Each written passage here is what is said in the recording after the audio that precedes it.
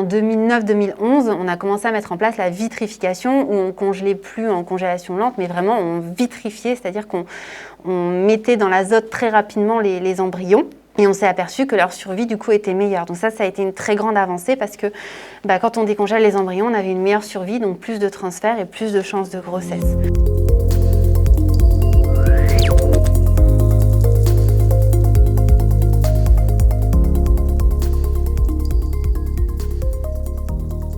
Soit les patients sont adressés par un gynéco, par une sage-femme, par un médecin généraliste, soit ils prennent directement rendez-vous ici.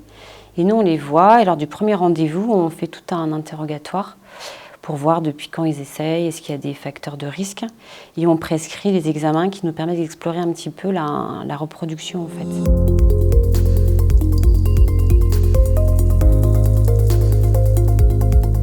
Est-ce qu'on va faire une AMP? C'est la première question. Est-ce qu'il y a une indication de faire une AMP? Est-ce qu'il y a vraiment une raison médicale à le faire?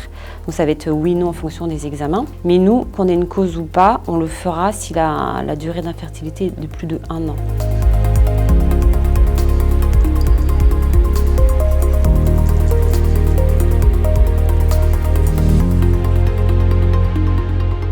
On récupère le recueil de monsieur qui va aller côté spermiologie dans le laboratoire juste à côté où le recueil va être traité pour préparer les spermatozoïdes et les rendre féconds.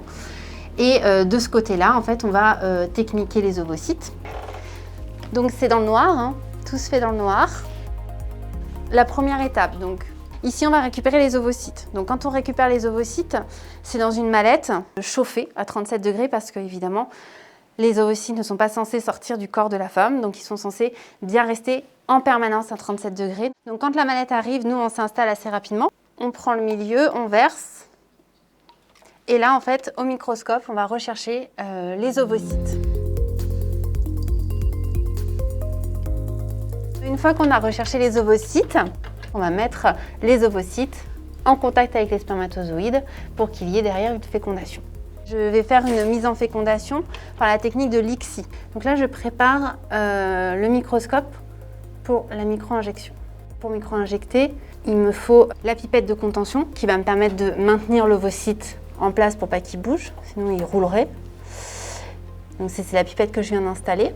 Et de l'autre côté, c'est la pipette d'injection. Je vais prélever mon spermatozoïde et je vais l'injecter dans l'ovocyte. Voilà, donc tous les spermatozoïdes, voilà, donc sur un recueil, il y en a plein, donc je peux injecter, il me faut un spermatozoïde pour un ovocyte. Hop. Là, je récupère ma pipette de contention et le but, c'est que j'attrape mon ovocyte. Et ensuite, hop, je le mets dedans.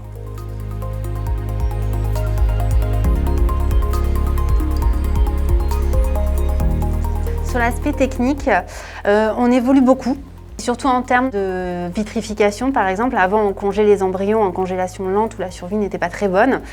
Alors on a été un petit peu plus en retard en France que dans les autres pays, mais en 2009-2011, on a commencé à mettre en place la vitrification où on congelait plus en congélation lente, mais vraiment on vitrifiait, c'est-à-dire qu'on mettait dans l'azote très rapidement les embryons.